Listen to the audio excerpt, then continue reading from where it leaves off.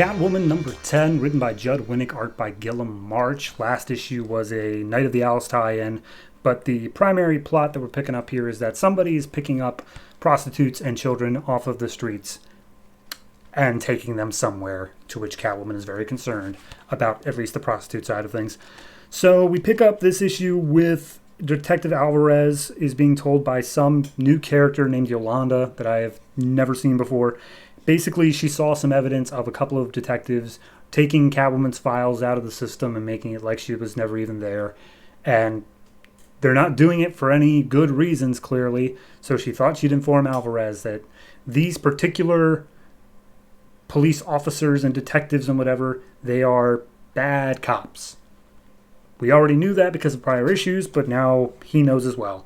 So then we cut down to a street where, as we've seen in previous issues, a dude in a van is trying to coax a sex worker into the van.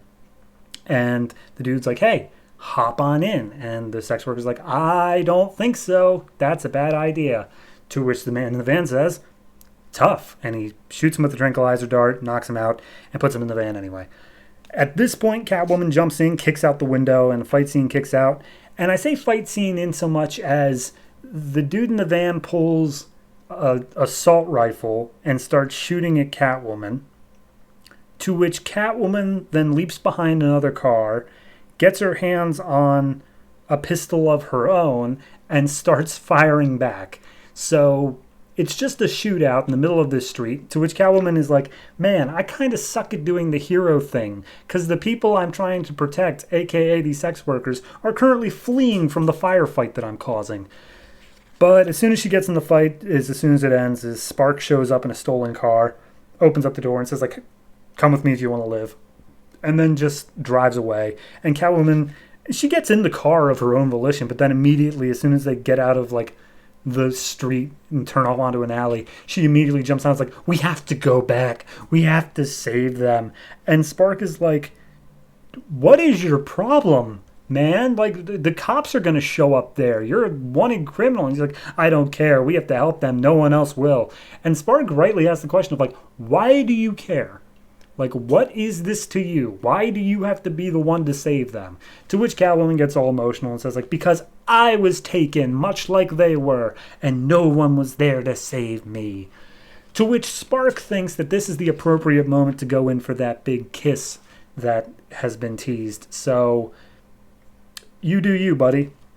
We cut back to the guy who was taken in the van, and he's woken up in this very sterile-looking room. It does still have amenities to it, though. It's not like just a completely empty room. And a voice over the intercom is basically saying, all right, here's the deal.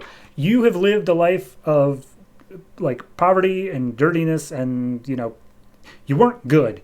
You didn't have a good life. So what I'm doing is I am keeping you here, yes, against your will, to basically detox, and we're going to get you through all your drug habits, and we're also going to get you on medications for any diseases you may have, and when you're out of here, you'll be able to start a new life, one that is totally free of all that stuff you had before.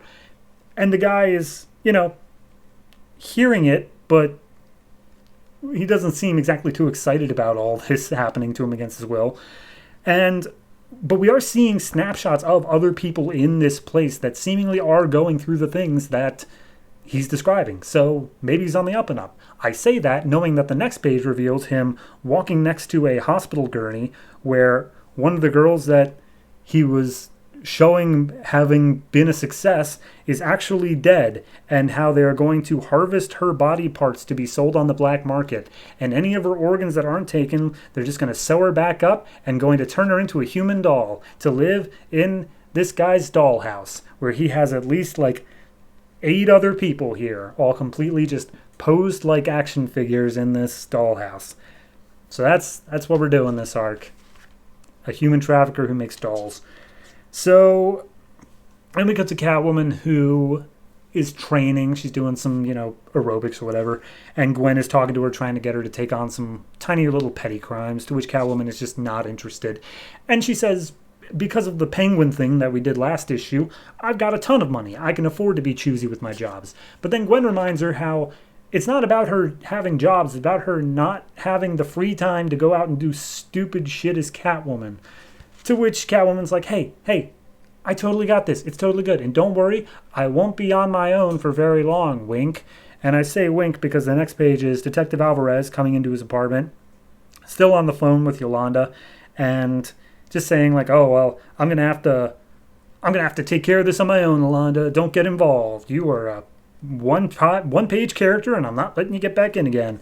And he takes off his badge and his gun, hangs up on Yolanda, to which he finds Catwoman in his kitchen, essentially saying like, "Hey, I'm here.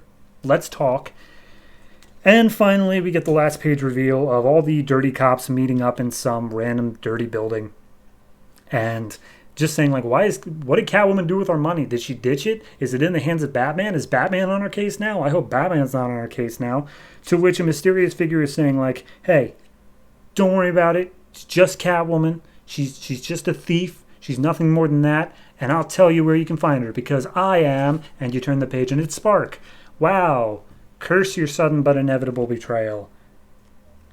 Yeah, no, that's all it is. It's Spark. Like, from page one, you knew that he was going to be double crossing her at some point. And I will give them credit. They delayed it a bit longer than I thought they would. But I feel like that's also because we had a tie-in issue to an event in the middle there where they really couldn't do that. They couldn't do the reveal there.